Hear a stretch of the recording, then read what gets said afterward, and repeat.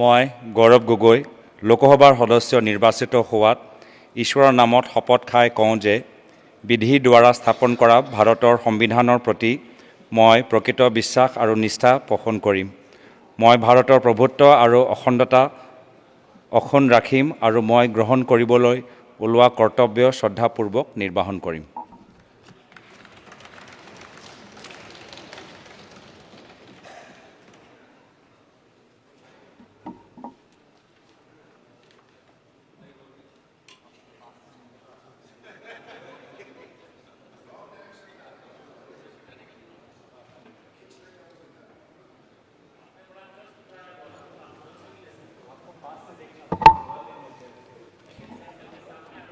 Bihar Shri Sunil Kumar.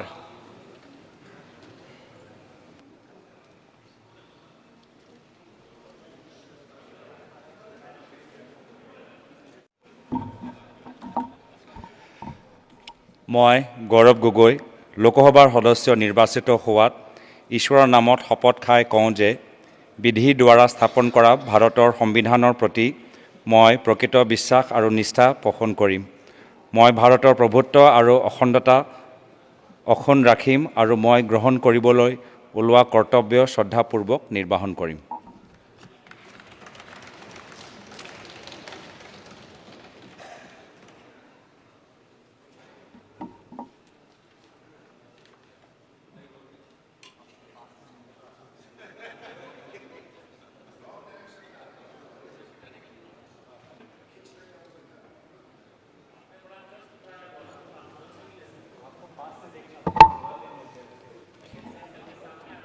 Bihar Shri Sunil Kumar.